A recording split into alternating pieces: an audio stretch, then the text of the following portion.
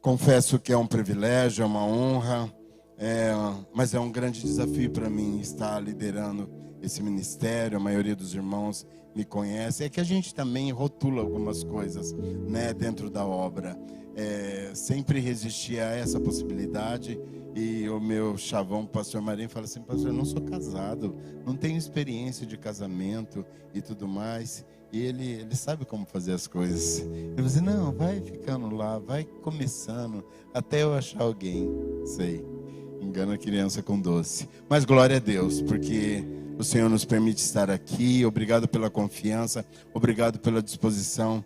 Obrigado por você escolher estar aqui nessa noite, uma véspera de feriado, podia ter qualquer programação, né? O Alexandre, o aniversário dele, poderia estar lá no churrasquinho comemorando, mas ele escolheu estar aqui. Nós glorificamos a Deus e agradecemos, né? Vocês viram que nós somos privilegiados com a inauguração do telão. Ficou uma turma aqui ontem até as 2 da manhã, os meninos, a gente fazendo reunião pastoral ali até quase 11 horas da noite. Eu sei quase 11 horas, eles eu não sei até que horas ficaram. Mas os meninos tiveram que sair e soltar um material porque houve imprevisto, né? Mas aí ficou muito bom. E eles ficaram aqui até 2 da manhã e hoje, depois do almoço, outra equipe veio aqui para terminar, para que o trabalho pudesse ser inaugurado também com telão novo.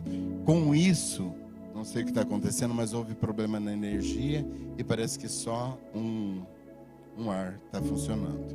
Então, se alguém sentir muito calor, dá uma levantada na mão, que o pessoal do apoio vem, liga o ventilador, você vê como que fica aí. Mas é só por hoje, acreditamos. Amém? E aí, nós estamos a um dia do início das atividades do nosso mês da família. Mas nós bem sabemos que no último domingo, nosso pastor Marinho deu pontapé inicial, né? Trouxe para nós uma prévia. E já começou a nos direcionar para a seriedade do mês que vai entrar em curso amanhã. E hoje nós também não vamos fazer diferente. Eu até, quando ele começou a falar, eu queria ir lá grudar no pescoço dele, porque muito do que ele falou lá, de uma outra forma, cruzava com aquilo que Deus tinha colocado no meu coração. Mas o Espírito que testifica todas as coisas. Mas a nossa palavra é a respeito de relacionamento. Um tema tão urgente, tão importante, tão necessário, né? Dentro de uma família. O relacionamento, ele é imprescindível para que a gente possa fluir e ter acertos, consertos, poder caminhar juntos. E eu queria trazer a cena para vocês uma palavra muito conhecida, que é a parábola do filho pródigo. Eu confesso para vocês que por muitas vezes eu focava a figura central dessa relação, desse trio aí de 2 filhos e um pai, eu focava naquele filho que foi rebelde, desobediente, que foi para longe e fez e aprontou, afrontou o pai, e depois que ele dá com a cara na lama, ele se arrepende e volta. Mas a figura central aqui é outra, né? A figura central desse texto aqui é o pai. O pai é a figura central desse acontecimento, dessa narrativa. E eu te pergunto já de começo: que tipo de pai é você? Mas antes de algumas pessoas aqui serem pais, outros estão bem próximos, outros estão frescos na paternidade, né, Caião? Você está vendo aí da visão, né? Mas todo pai, independente de ser pai, já foi filho. E eu faço outra pergunta para você: que tipo de filho você é? Que tipo de filho você foi, se você já não tem mais seus pais? Lucas 15, de 11 a 13 diz assim: um homem tinha 2 filhos. O mais novo disse ao seu pai: pai, quero a minha parte da herança. Assim, ele repartiu suas propriedades entre eles. Não muito tempo depois, o filho mais novo reuniu tudo que tinha e foi para uma região distante, e lá desperdiçou seus bens, vivendo irresponsavelmente. responsavelmente. Eu quero aqui conjecturar um pouco com os irmãos a respeito das nossas percepções e dos nossos posicionamentos em família. Primeiro, eu quero traçar aqui um pouco a expectativa dos pais. Qual que é a expectativa dos pais? Douglas está prestes, a receber a sua herança, E eu sei que ele começa a traçar sonhos, ideias, como ele vai criar, o que ele vai pensar, assim como foi conosco, assim como é com você, Todo desejo de um pai é que o filho seja saudável, que venha bem, com saúde perfeita, que não tenha nenhum problema, que nada falte a ele. E quando ele crescer, que ele seja íntegro, que ele seja próspero, muito mais do que você possa ser ou do que não foi, mas que ele também seja honesto, E que não cometa os mesmos erros, mas que sejam melhores do que você já foi. A minha preocupação é que o meu filho não cometa os mesmos erros que eu cometi, mas que ele possa ser melhor do que eu já fui. O desejo de um pai é que os filhos sejam honrados, respeitosos, que pensem em família, que se casem com pessoas de boa índole, que sejam agradáveis, que agreguem e não isolem, como o pastor Marinho falou do isolamento, de às vezes você casa, a pessoa puxa e só quer para si, quer distanciar da família. Os pais querem realmente que a coisa cresça, que a família se envolva e que todo mundo esteja naquela muvuca santa e gostosa, E outra coisa que no nosso caso é imprescindível, o sonho de todo pai é que o filho cresça com temor ao Senhor, com temor a Deus, Algumas coisas aqui que eu anotei, mas você podia falar muito mais, lembrar muito mais do que você deseja. Agora eu quero falar da percepção e do posicionamento de alguns filhos,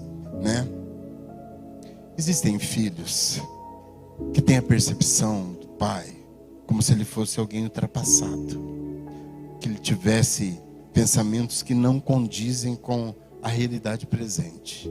A gente já ouviu isso muito. E pai, você é careta, hein? Pai, você está por fora, você não sabe o que está acontecendo no mundo. E pai, se a gente falar de orelhão, falar de ficha telefônica, o que é isso? Que bicho é esse?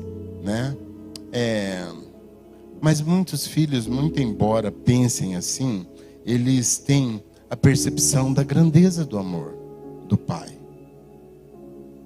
Mas às vezes eles são levados por influências de pessoas, do convívio, de amigos, E essas más influências começam a minar ainda mais a mente desses filhos. E eles se tornam mesmo críticos dos seus próprios pais com maior intensidade. E eles conseguem ver tudo que eles acreditam estar errado na casa do pai. Tudo que ele pensa ou é influenciado a pensar está errado, ele começa a ver e intensificar na sua mente e no seu coração. E às vezes ele decide se rebelar com a estrutura paterna. Foi um pouco do caso desse filho pródigo, que veio, vai. Resumindo, não aguento mais ficar aqui. Eu quero a minha parte da herança e tudo mais. Deixa dar uma esfriada. Um dia ele arruma a trouxa e fala assim, estou indo embora. Quando a gente decide sair, a gente está procurando autonomia, controle. A gente está entendendo que a segurança daquele lugar não é aquilo que eu escolhi para mim. Eu quero outro tipo de vida, outro tipo. Então esse tipo de filho tem um momento que ele escolhe romper com a segurança da casa paterna, Ele está cansado de ouvir os conselhos do pai ultrapassado, do pai que é turrão, que não evoluiu, que não foi para frente, Mesmo com os conselhos que o pai dá, começa a fazer pequenas concessões. Olha, aqui na minha casa, por isso que ele se rebela. Aqui em casa é assim. Mas ele lá de fora, acho que em casa já funciona de outro jeito. Eu já levo as minas para dormir lá em casa. Eu tenho um bagulhinho guardado lá todo dia. Minha mãe sabe. Ela não fala nada, ela finge que não vê, mas está lá. E aí aquele filho começa a falar assim, então de repente eu posso começar a levar esse tipo de concessão para dentro da minha casa, né? E essas pequenas concessões vão ficando tão grandes na sua mente, no seu coração, no seu dia, no seu agir, que quando ele percebe, ele percorreu uma distância contrária, muito grande ao que o pai lhe oferecia em casa. E aí vem o ato definitivo. É hora de romper, é hora de partir. Existe também aqueles filhos que têm uma percepção de obediência, que entende que o pai deve ser honrado, que o pai é alguém a quem a gente deve obedecer, né? Que o pai é um homem correto, é responsável, respeitoso. Porém, ele classifica o pai como alguém rígido e inacessível. Mas isso é por uma percepção pessoal e talvez não pela convivência mais próxima. Acredita ele ser um pai que não se abre para o diálogo. Tem medo do pai. Faz as coisas por medo. E às vezes não por respeito, não por admiração. Ele acha que aquele pai só aceita quando o filho faz as coisas que ele quer, que ele se agrada, aquilo que é da sua vontade. Por isso acaba nem tentando, né, colocar-se diante do pai. E esse caso nós vamos ver mais à frente. Por pensarem assim, esse tipo de filhos acabam perdendo a oportunidade de conhecer verdadeiramente a verdade sobre o seu pai. Não revelando seus sonhos, seus desejos, seus projetos, não compartilhando aquilo que floresce no coração dele, as suas inseguranças, as suas indecisões. Não procura a experiência do pai. Existem também aqueles filhos que acreditam na preferência dos pais pelos outros irmãos e não por ele. Todo mundo é bom. Pensam que esse tipo de filho pensa que aos olhos do pai todos são melhores do que eles. Por que eu estou falando isso sobre a nossa percepção dos relacionamentos em casa, né? De como as coisas muitas vezes funcionam. Eu não sei como funcionou para você, mas eu sei como funcionou para mim, né? Eu cresci num ambiente, já falei isso algumas vezes, contrariado do meu pai, com raiva do meu pai, porque eu vivia cenas do relacionamento dele com a minha mãe e fugia aquilo que eu pensava de padrão de homem, né? De respeito. Eu sou até hoje apaixonado pela minha mãe. Eu valorizava muito o esforço dela, o trabalho, o dinamismo, a integridade, o respeito, e não aceitava algumas coisas que o meu pai fazia para ela. E eu sofri quando eu conheci a Cristo. Eu sofri quando eu fui apresentado a esse amor, a essa casa paterna. Porque não tem como, quando nós nos deparamos com a igreja,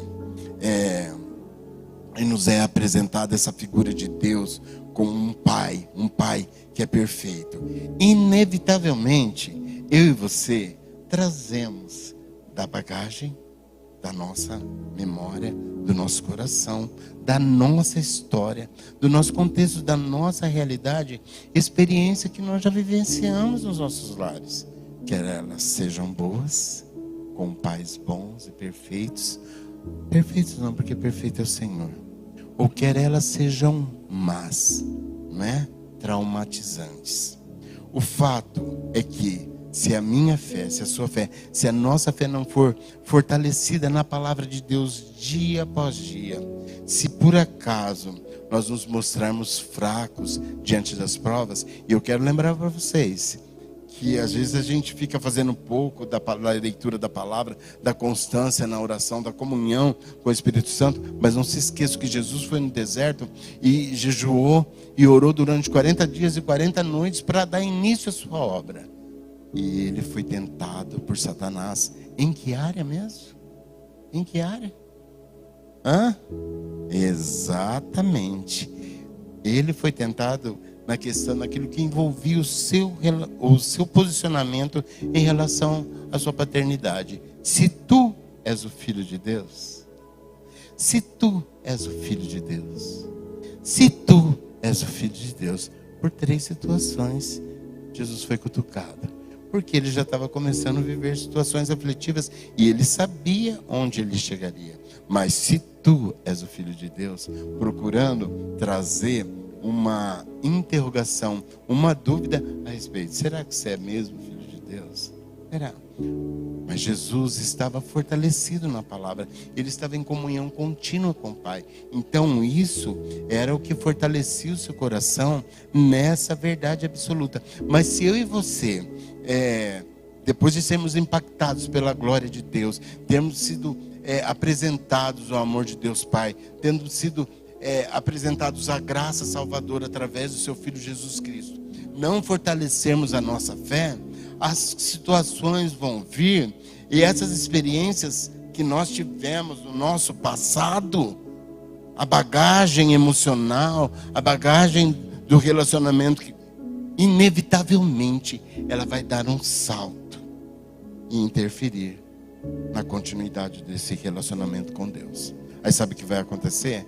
Diante de uma oração que você faz e você é frustrado com o não de Deus, você diz: quem é esse Deus que não me ama? Você se decepciona com aquele que foi apresentado para você como um pai verdadeiro, como um Deus que pode resolver todas as suas situações. Ou às vezes você é estabelecido na casa já, mas assim, precisando ser curado, sarado de algumas feridas, porque talvez a forma como você viveu, você não consegue se abrir para falar assim: eu preciso de cura nessa área. E aí chega outro irmão muito mais novo que você, que mal acabou de chegar, pega suas baquetas lá, sobe lá, diz: mas peraí, eu estava me preparando para isso. Não é que isso aconteça aqui não, pelo amor de Deus, só estou dando exemplo. Mas eu estava me preparando para isso, e esse rebento chegou, porque ele começou mais novo, tá? E rouba a cena, rouba o meu lugar, né? Aquele lugar era para ser meu. Aquele ministério que o pastor deu para aquele que mal acabou de chegar, que não conhece nada da palavra, é um risco dar isso na mão dele. Aquele lugar era para mim. Por que ele está dando outro, né? E aí ele começa a achar injusta a condição dentro do reino, porque as vivências que ele teve também fizeram com que ele tivesse essa percepção em alguns momentos, e esse tipo de observação. Também podemos falar daqueles que vêm à igreja, né? Começam a viver laços de amizade, traçam uma certa cumplicidade com alguns irmãos, mas é por algum acontecimento, porque o irmão não corresponde à expectativa que ele firmou na sua mente e coração. Rodrigo é brother meu, é chegado meu, e eu idealizo alguma coisa do Rodrigo que ele nunca soube que eu idealizei. E à medida que o Rodrigo não corresponde àquilo que eu idealizei dele, eu me decepciono com ele também. E sabe como é que eu começo a me comportar? Porque eu não estou me fortalecendo na palavra, eu não estou me fortalecendo na comunhão, eu não estou me fortalecendo na identidade de Deus como meu Pai. Se tu és o Filho de Deus, tu és o Filho de Deus. Se tu és o Filho de Deus, aí sabe como é que eu começo a olhar para a igreja? Não é só o Rodrigo mais. Qualquer um que tenha um sobressalto diante dos meus olhos, que pegue o microfone, ou que levanta a mão, faz uma oração diferente, ou que dê um aleluia, isso aqui é um bando de traíra, bando de gente falsa. E eu vou acumulando ranço, eu vou acumulando bagagem, eu vou acumulando pensamentos, ideias, né? Outros se tornam críticos de tudo e de todos. Isso está errado. Por que isso não está? Por que a parede dessa cor? Por que pôs essa cadeira desse lado? Por que tem essa mesa aqui hoje? Para que essa mesa desse tamanho? Por que foi comprar um negócio caro, um treco caro desse? Aquela telinha ali no canto, pintada de branco, com o data show antigo, já não estava bom? Não precisa disso. Para que gastar dinheiro com isso? Se for para gastar dinheiro, vamos gastar com outra coisa. O que a gente pode fazer? Judas. por que que ela foi gastar tanto dinheiro com esse perfume que podia ser dado para os pobres? Aqui, ó. Tudo está errado. Tudo está errado. Podia ser assim, mas é assado. Podia fazer desse jeito. Mas por que que não começaram por aqui? Mas podia ter feito isso. Cada vez que eu faço isso, eu estou resistindo de alguma forma e dizendo à liderança que preside sobre mim: eu não aceito a sua liderança sobre a minha vida. Quem se posiciona assim, achando que tudo está errado, de uma forma intrínseca, ele está falando em letras garrafais: eu posso fazer melhor do que ele. É velado, não aparece.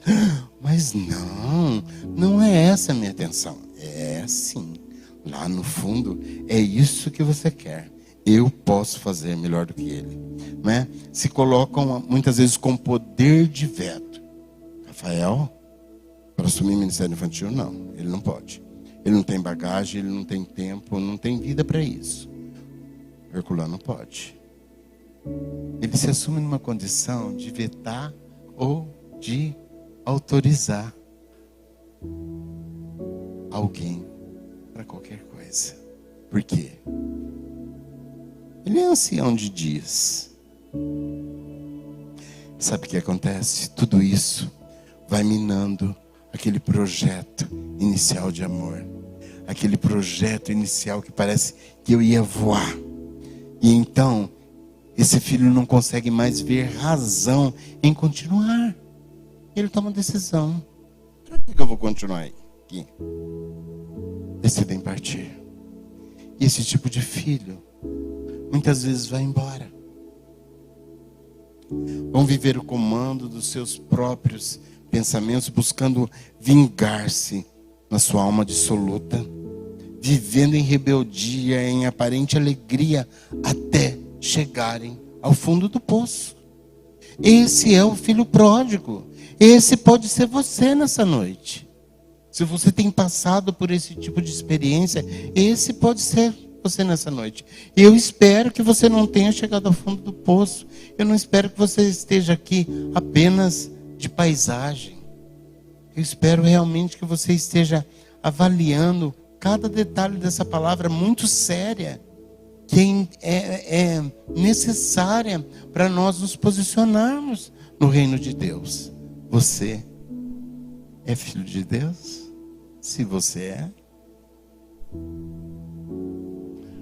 Muitas vezes o nosso ego se infla dentro de nós e nós começamos a achar que nós podemos fazer mais do que aquilo que Deus quer que nós façamos, ou do que nós mesmos tenhamos condições de fazer.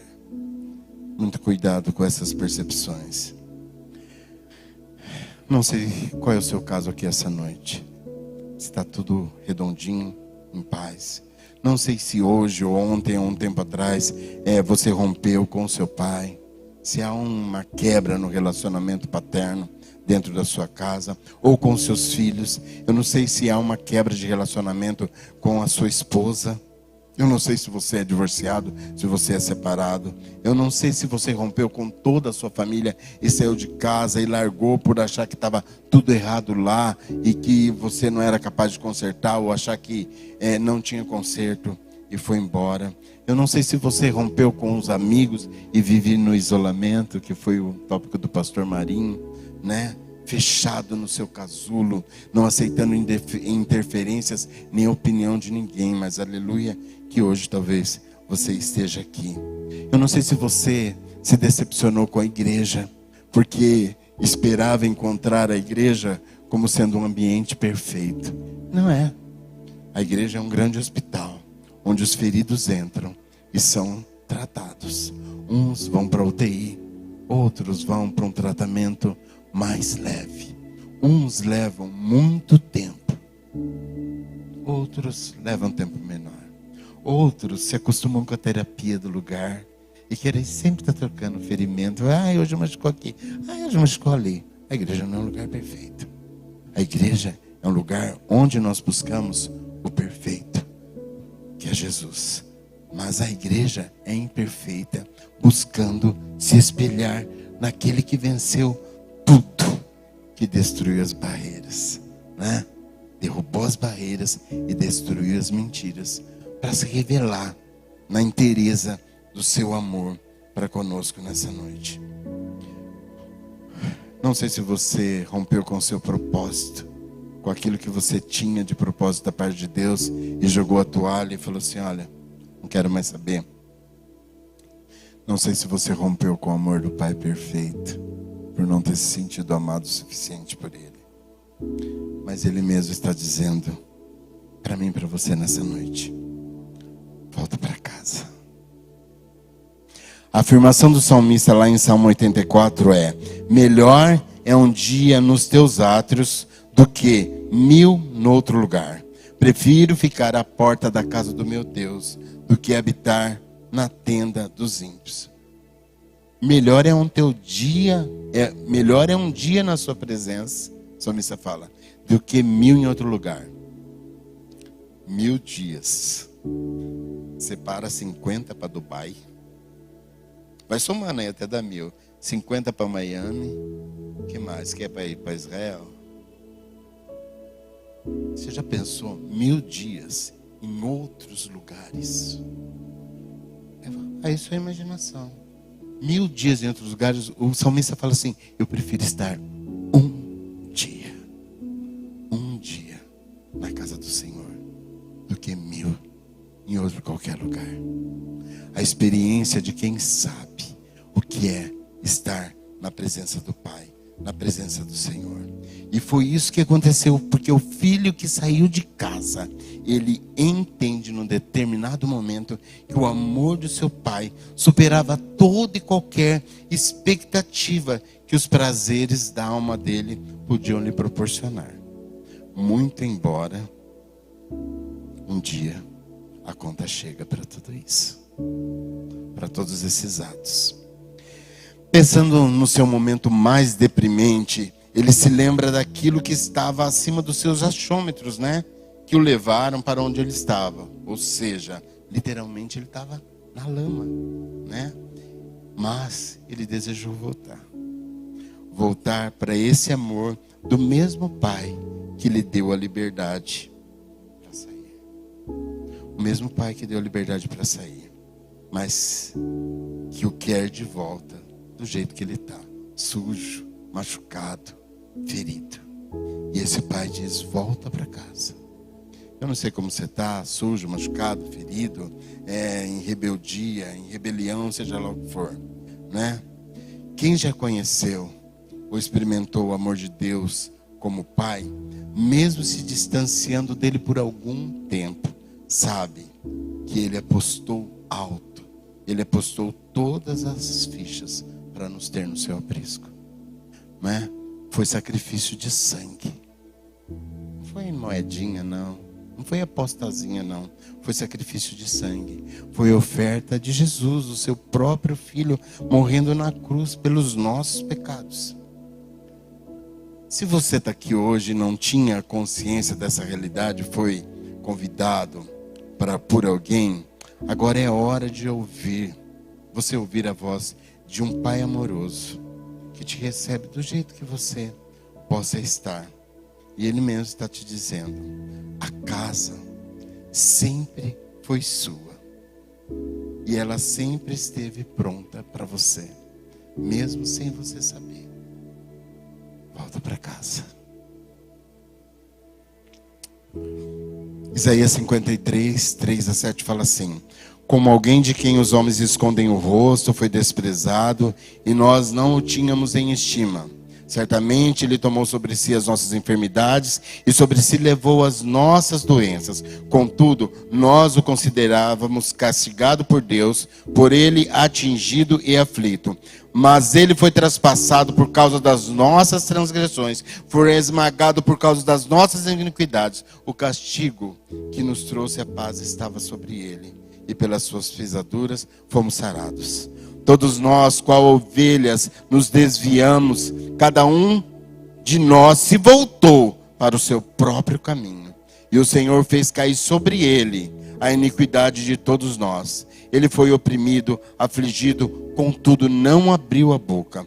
Como um cordeiro foi levado para o matadouro, e como uma ovelha que diante dos seus tosqueadores fica calada, ele não abriu a sua boca. Esse é Jesus, o Filho de Deus, a aposta mais alta que um pai podia fazer por um povo perverso, desregrado, fora de conduta, depravado. Sabe quem é esse povo? Dedinho? Vamos lá? Jesus, Deus fez isso em Jesus por mim e por você. Sabe por quê? Não havia solução para o pecado do homem. A determinação divina era que o salário do pecado é a morte. Mas qual é o dom gratuito de Deus? É a vida eterna, por intermédio de Cristo Jesus. Quando Jesus se estampa lá na cruz do Calvário, estende as suas mãos e fala: está consumado, traduzindo para mim, para você, Jesus está dizendo: eles já podem voltar para o aprisco, eles já podem voltar para o convívio da sua presença, porque o sangue de um inocente foi derramado e toda a culpa foi absolvida. O sangue de um inocente foi derramado e toda a culpa foi absolvida. Agora melhorou. Isaías 55, 6 e 7 diz assim: busquem o Senhor enquanto se pode achá-lo, clamem por ele enquanto está perto. Que o ímpio abandone o seu caminho e o homem mau os seus pensamentos. Volte-se ele para o Senhor, que terá misericórdia dele. Volte-se para o nosso Deus, pois perdoará de bom grado. Mateus 13, 9 fala que aquele que tem ouvidos para ouvir, ouça. Aquele que tem ouvidos para ouvir, ouça. Deus está falando comigo e com você nessa noite. Aí a volta do filho pródigo, caindo em si, ele disse lá na lama, lá atolado, depois de ter chegado ao fundo do poço, ele fala assim, caindo em si, ele disse: quantos empregados meu pai tem comida de sobra lá? Vive muito melhor do que eu estou vivendo aqui. Porque ele gastou tudo que ele tinha. Enquanto ele tinha os amigos de interesse, foi tudo bem. Vamos. A hora que a coisa foi apertando, esses amigos foram sumindo. Até que ele estava sozinho. Não tinha mais ninguém. Não tinha mais nada, a não ser a lama e os porcos ali para ele cuidar, sem nem receber salário. Quantos empregados do meu pai têm comida de sobra e eu aqui morrendo de fome? Literalmente. Eu me porei a caminho e voltarei para o meu pai. E lhe direi: pai, pequei contra o céu e contra ti. Não sou digno de ser chamado teu filho.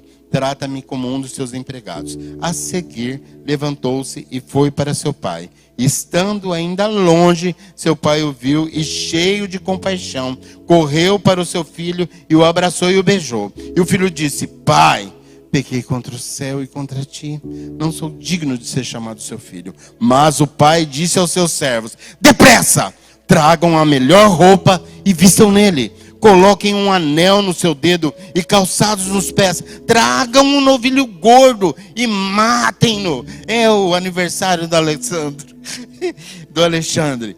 Vamos fazer uma festa. Vamos comemorar, né? Pois este meu filho estava morto e voltou à vida. Estava perdido e foi achado. E aí, eles começaram a festejar.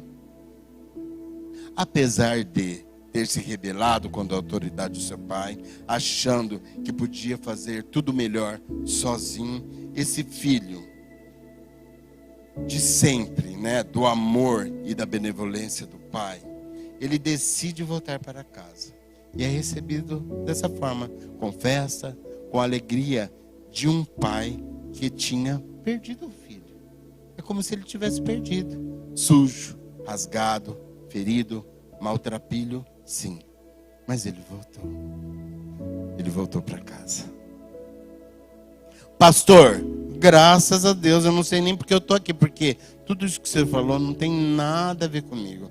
Eu estou na igreja assim, desde que eu nasci, ou vim para cá na minha adolescência, vim jovem, mas não passei por esse tipo de realidade. Eu nunca me rebelei com meus pais, eu nunca fiz mal para ninguém, eu sempre respeitei os mais velhos, né? Sempre tive o temor de Deus. Eu venho regularmente à igreja. Eu estou na igreja todo sempre, qualquer programação que tem, eu estou aqui, né? Eu sou dizimista, fiel, eu não guardo rancor de ninguém, eu não perco a hora dos trabalhos, eu estou ali sempre pontualmente, leio a minha Bíblia todos os dias, em tal horário, porque tem que ser naquele horário, porque se for não for naquele horário, já não dá certo para mim, então tem que ser a Bíblia todo dia naquele horário, né? Esse já está na glória, né?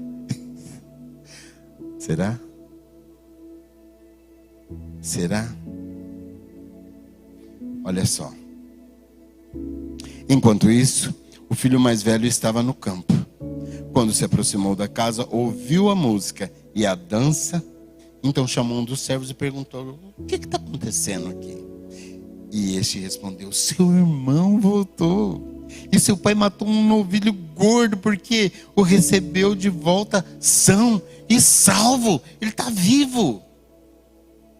O filho mais velho encheu-se de ira e não quis entrar. Então seu pai saiu e insistiu com ele. Mas ele respondeu ao pai: olha, pai, todos esses anos a fio eu tenho trabalhado como um. É outra tradução. Na minha tradução fala assim: eu tenho trabalhado como um escravo ao teu serviço e nunca desobedeci às suas ordens. Presta atenção nessa declaração. Eu tenho trabalhado como um escravo ao teu serviço e nunca desobedeci às tuas ordens. Mas tu nunca me deste um cabrito para festejar com os meus amigos. Olha a percepção de um filho a respeito da liberdade que o pai lhe dá, dele receber o que ele queria, de o pai não lhe dizer não, ele sair, e o pensamento que ele tinha a respeito do pai, a percepção: pode ser o que aconteça, o que for, eu sei que lá na casa do meu pai, com a índole dele, com o amor dele, eu vou ser tratado muito melhor do que aqui, porque os empregados do meu pai têm um tratamento. Então, pelo menos na igualdade deles eu posso estar.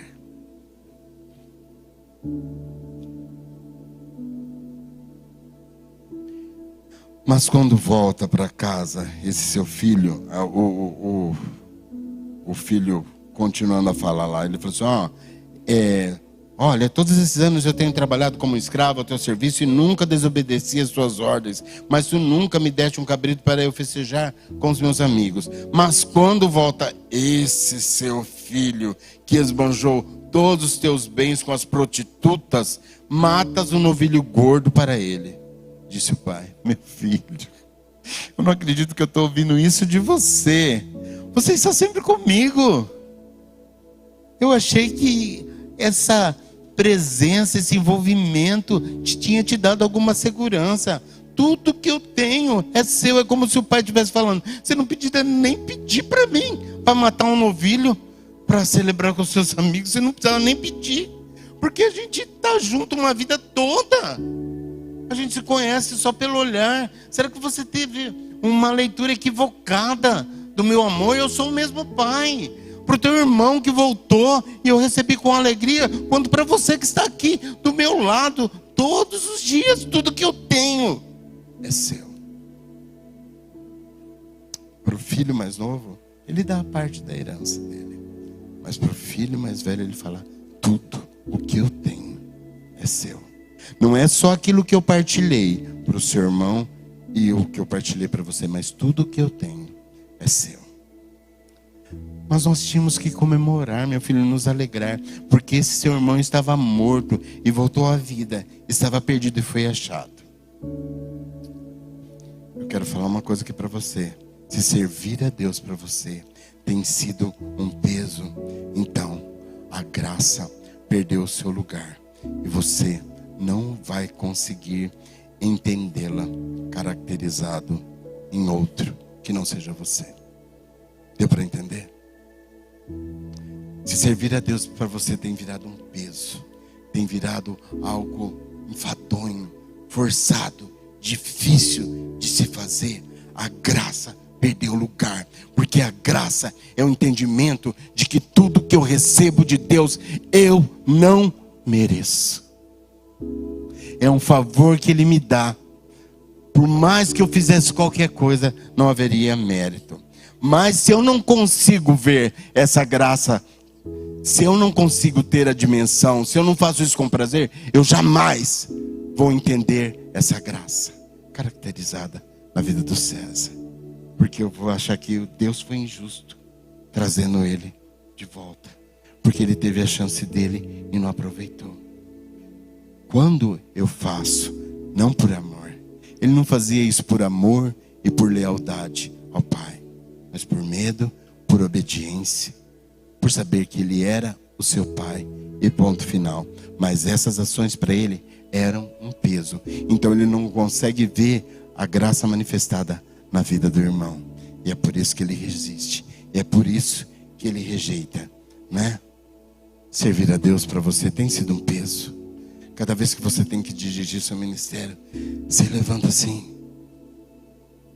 Cada vez que você vai à célula, você vai por obrigação, porque o seu líder te pediu para você desenvolver alguma coisa e você não pode faltar, ou então porque alguém vai te cobrar, ou porque você convidou alguém, você, puxa, mas eu não quero.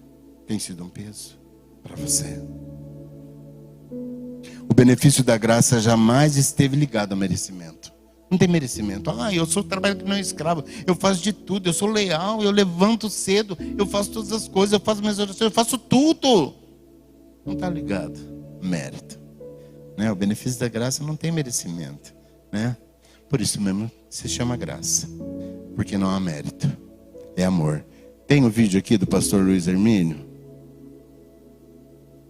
Quem não ama não pode ser justo. O céu sempre aprovará histórias de arrependimento. O céu sempre aprovará histórias de arrependimento. Amém? Amém. Então, o amor não exige que as coisas sejam da sua maneira. O amor não se alegra com a injustiça, mas se alegra com a verdade. O amor nunca desiste, nunca perde a fé. O amor tem esperança nas pessoas. O amor é a única justiça verdadeira, porque o principal objetivo da justiça é restauração e não punição. O pior pecado dessa história não é o filho que errou, mas aquele que nunca fez nada além de certo. O pior pecado dessa história não é o filho que nunca errou, mas aquele que nunca fez nada além de certo. Quem não ama não pode ser justo. É isso. Essa é a mensagem que o filho pródigo quer passar pra gente. Quem não ama não pode ser Não justo. há trabalho que pague, não há ações responsáveis, não é o respeito, porque a graça não é negociável com o que se possa ter. Nós só precisamos acessá-la. E quando Deus me deu essa palavra, o Espírito me atingiu justamente nessa figura do filho submisso ao Pai, né? Eu estava passando por um momento difícil com as situações de final de ano, né? E as pressões de final, cantata de final de ano, e logo o início virada aqui, a gente começa a programação do Rise. E foi um entrave muito difícil. A gente sofreu uma pressão contrária do inferno em todas as áreas. Até os 45 do segundo tempo foi difícil estabelecer. Eu tinha uma posição dentro da estrutura disso aí. E talvez mais do que outros líderes dentro desse processo, eu fui muito atingido com resistência por algumas coisas que a gente precisou colocar. E as pessoas resistindo, vindo contra a gente mesmo, com toda a força, com toda a fúria. E detalhe, eram peças, a nosso ver, imprescindíveis para que isso acontecesse. Era gente que estava escalada em setores chaves da necessidade. E dentro desse processo do Rise, eu começo a viver algumas situações dentro da minha casa. A minha tia cai, quebra o fêmur, e aquilo muda tudo. Era uma dos vamos falar assim, pé de o quê mesmo? Pé de boi. Era um pé de boi dentro da estrutura do Rise. Eu não tinha como pensar o Rise sem a tia Dé. Junto com a irmã dela, a tia Helena, né? Mas a tia Helena estava com problema na perna também. Falei assim, se as duas capengas iam somar um pouco de cada uma, sem uma, eu vou ter meia. Então aquilo começou a pesar na minha cabeça, porque a gente ficou pensando nisso. Ao mesmo tempo, a tia Dé começou a precisar ter necessidades assim terríveis de cuidado e tal. E eu fiquei doente. Peguei uma gripe, fiquei assim, quase 40 dias com essa gripe. Foi horrível. Isso me deixou muito apático. Eu não tinha forças para ler a palavra, não tinha forças para orar. Eu não tinha vontade de nada, porque deitado na cama e tinha que solucionar alguns problemas. Isso foi terrível para mim. Até o ponto que eu cheguei um dia, chamei o meu pastor, falei, Marinho, ele me pressionando, porque faz tempo que você não prega de domingo, você precisa pregar. Naquele instante eu falei, Marinho, vem aqui. Porque eu também não queria falar, não queria comentar com ninguém aquilo que eu estava vivendo. Sabe por quê? Eu comecei, sem contar que eu fui no médico, né, levar os exames, e aquele problema que já estava resolvido lá, que Deus curou, surge como um fantasma de novo. Ele falou assim, olha, o exame deu aqui que alguns nódulos seus da tireoide aumentaram. Vamos fazer a punção de novo? Sim. Aí vem aquele fantasma na sua cabeça, na sua mente e coração. E eu fiquei assim, paralisado mesmo, né? Aí chamei Marinho, foi lá em casa. Eu falei assim para ele, e comecei a ter palpitação, falta de ar na respiração. Eu falei, o que é isso que eu estou vendo? Para mim isso é coisa de João Batista, não para mim, né? O João falou das experiências que eu teve, mas isso, eu vivendo isso agora, o que está acontecendo? E foi um momento muito apavorante para mim. E aí eu chamei a Maria e falei assim, eu quero te pedir um favor. Porque tudo que a gente faz potencializado na obra de Deus, está aqui à frente, não é fácil. Quem exerce o ministério sabe como é. Para preparar uma palavra para trazer para os irmãos, não é qualquer coisa. Fala assim, tá, é amanhã? Se for amanhã eu faço. Domingo também faço. Não é assim. A gente age com temor e tremor na presença de Deus, porque a gente precisa ouvir a voz do Senhor. E a gente precisa estar em harmonia, em sintonia com o Espírito. E eu não estava. Eu estava muito mal, jogado, largado, me sentindo terrível. Eu falei para ele, me tira da escala de pregadores por um tempo, porque eu preciso desse respiro.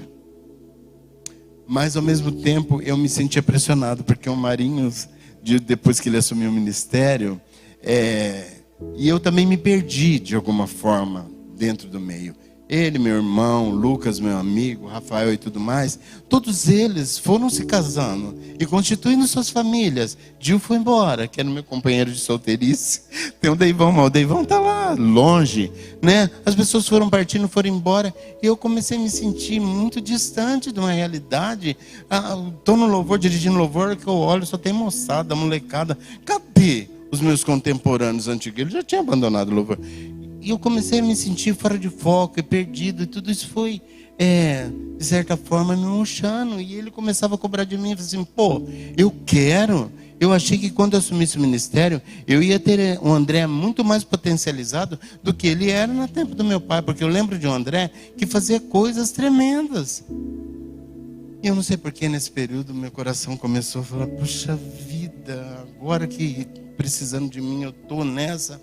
E eu resolvi marcar o trabalho dos homens, um pouco tempo atrás, né? Que não faz muito tempo, me sentindo pressionado.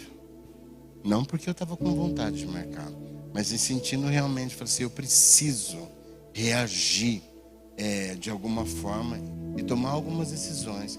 Vou tentar encarar essa questão dos homens aí, né?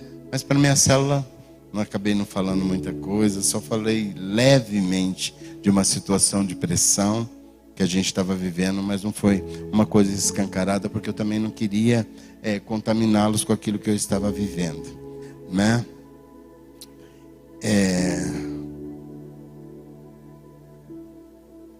Quando eu marco esse culto dos homens, Deus me traz um momento de uma canção. Mas há uma canção ao coração, e essa canção me remeteu imediatamente para essa palavra do filho pródigo. E eu lendo a palavra e tudo mais, quando eu chego neste momento do filho, né? O Espírito falou para mim: você não está usufruindo do banquete que só os filhos podem usufruir. Você não está se alimentando do meu amor. Você não está se alimentando da minha alegria. Você não está se alimentando da minha presença. Você não está se alimentando do meu cuidado. Você não está se fortalecendo na minha fortaleza. Essa perplexidade que você está vivendo, esse apavoramento e descontrole, não é fruto do meu amor por você. Você precisa sentar-se à mesa para desfrutar tudo o que eu tenho preparado para você. Aquilo foi como um nocaute para a minha vida. Porque às vezes nós vivemos assim, pontualmente na obra, no serviço do Senhor, na presença de célula, aparentemente. Mas internamente, a gente está fazendo aquilo só por um esforço natural e humano. Não para a verdade do que produz aquilo na nossa vida. Não usufruímos da liberdade de contarmos aos nossos pais sobre aquilo que queremos dele, ou de sabermos o que ele quer de nós, de não conhecermos como ele realmente é, né? Ele preparou a graça para mim e para você, né? E quanto a isso, eu e você não podemos nos comportar indiferentemente. Se você está na casa do Pai há mais tempo, se você tem a vivência cristã e não tem usufruído da intimidade, da mesa, do cuidado que o Pai tem para a sua vida, alguma coisa está errada no processo. Então a graça parou de fazer um pouco sentido para o seu interior, porque a graça precisa produzir contentamento, alegria, satisfação, gratidão.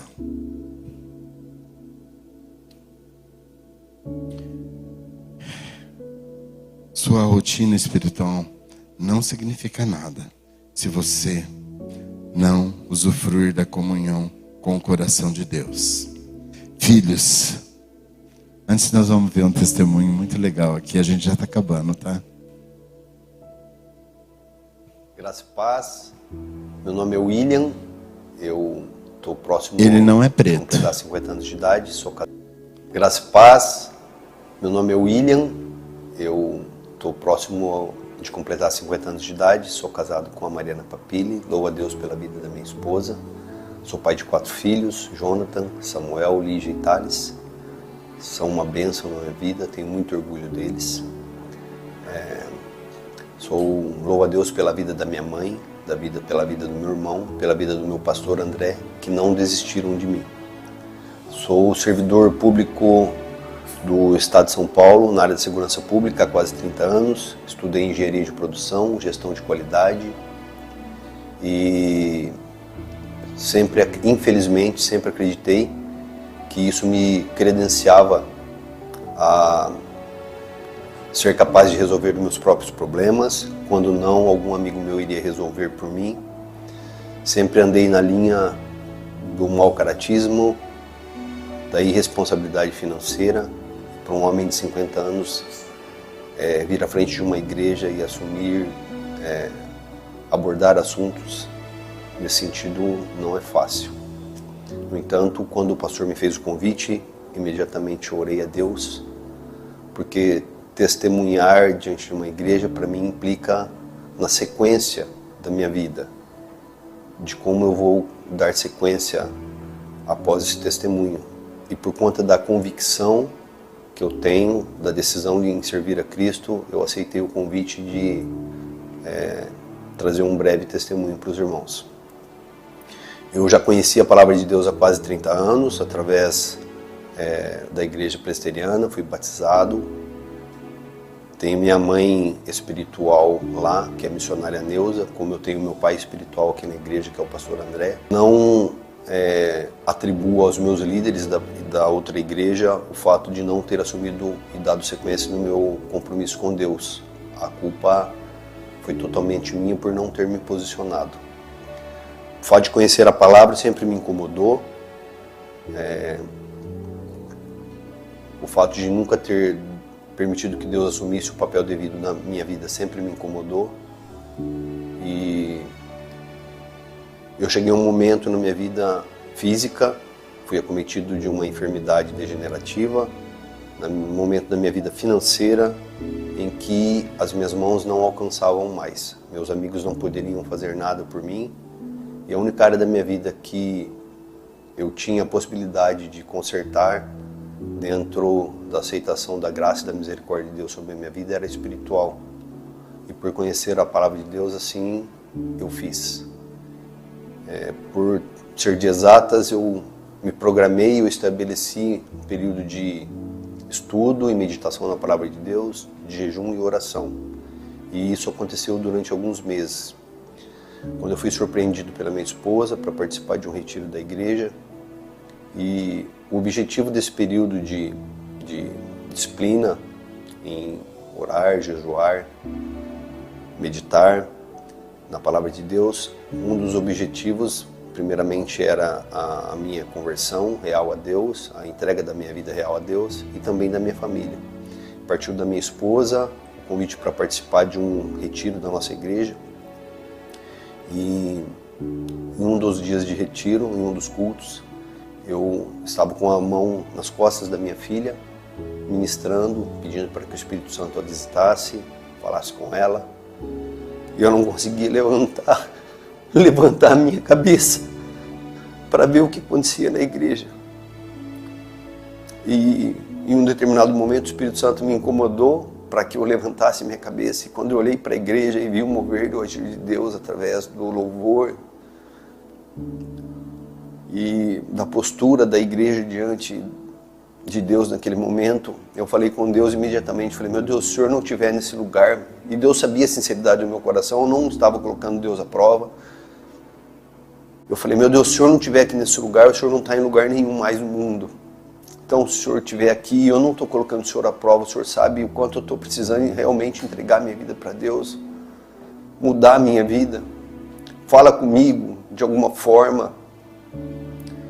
E eu continuei ali nesse período de oração e o Espírito Santo de Deus soprou muito claro uma palavra nos meus ouvidos e Deus falou ao meu coração uma palavra, a palavra dízimo. E num primeiro momento eu falei, poxa vida, Deus, com todos os meus amigos, as pessoas que eu convivo, a história de conversão é através de uma palavra de amor, de um texto que o pastor leu, de uma música, de um louvor, e para mim vai ser dízimo. E eu continuei falando com Deus, tive um momento com o meu pastor, a gente abordou esse assunto. E imediatamente, para obedecer a palavra de Deus, eu me posicionei, comecei a dizimar e ofertar na integralidade da minha vida, sem nenhum tipo de reserva. E passados alguns dias, Deus falou comigo a respeito de dízimo novamente. E o dízimo que Deus estava falando comigo era o dízimo do meu tempo. Era o dízimo do meu tempo que Deus queria abordar e tratar comigo. E a partir daí eu me reprogramei, estabeleci uma disciplina mais rigorosa, com um despertador para acordar durante a madrugada, estudar a palavra de Deus, meditar nela, orar pela liderança da minha igreja, pela minha família, e Deus tratou comigo. Deus tratou comigo, ao ponto de realmente eu entender que eu havia entrado no meu processo de conversão. Esse posicionamento de meses cumprindo essa disciplina, ele deu a minha esposa convertida e batizada, a minha filha. Nós fizemos a apresentação do meu filho. Tudo aconteceu muito rápido, no cumprimento da promessa de Deus de que eu viveria 10 anos espiritual em um. E o fato de eu ter me posicionado e tomado posse desse processo que Deus me colocou, da aceitação desse processo, ele implicou no entendimento do meu coração de que depois desse processo uma grande promessa de Deus havia de vir sobre a minha vida. Quando a gente olha para a palavra de Deus, a gente vê que grandes homens dentro da palavra de Deus passaram por duros processos antes de receberem o cumprimento da promessa de Deus sobre a vida deles. E a aceitação desse processo me fez ter o entendimento de que Deus tem algo maior do que a minha enfermidade, tem algo maior do que os problemas financeiros.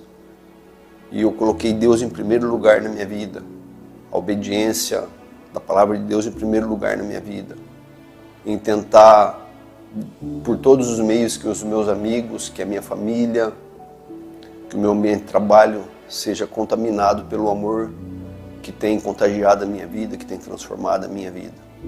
Não existe nenhuma receita mágica.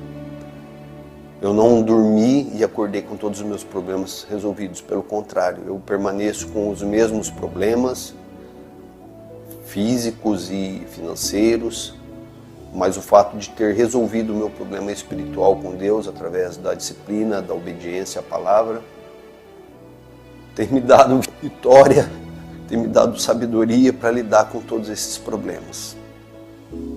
Se eu pudesse hoje, através do meu testemunho de vida, deixar um apelo para os meus irmãos, é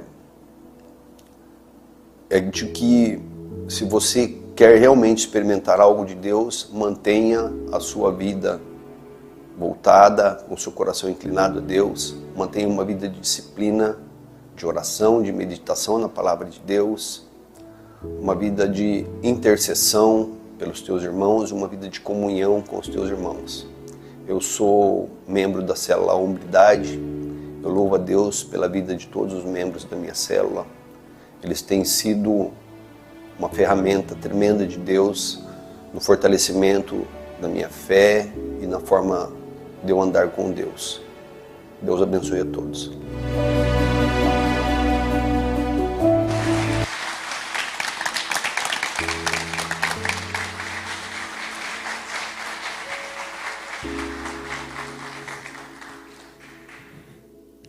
Ele ouviu quando Deus chamou, volta para casa. Ele está aqui, de volta. Cada filho tem a percepção do pai, da forma que ele escolhe. Mas ele está aqui hoje, chamando a cada um de nós pela sua presença, para voltarmos para casa ou para saciarmos da mesa que ele tem preparado para nós. Ele tem um banquete diário. Como Davi fala, preparas uma mesa na presença dos meus inimigos. Sabe que vê inimigo te cercando, armado, e você sentado, tranquilamente, usufruindo do banquete que Deus tem preparado.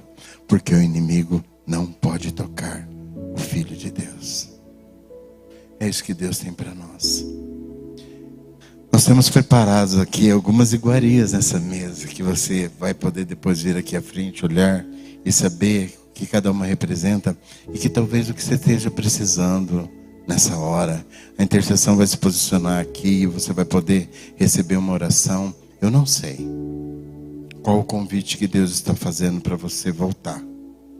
Se é familiar, se é relacionamento com alguém, se é com o próprio Pai, se é com Deus, se é essa aparência de cultuar, mas sem usufruir, sem beber, sem comer, sem se alimentar. Eu não sei. Eu quero que você ouça uma canção agora, e à medida que essa canção for tocando, você se sentir tocado, a vir à frente, não é? Experimentar desse banquete, receber uma oração lá, poder desafogar seu coração. Pastor Marinho também, se quiser vir à frente para orar, vai ser muito bem-vindo, né? Pode soltar.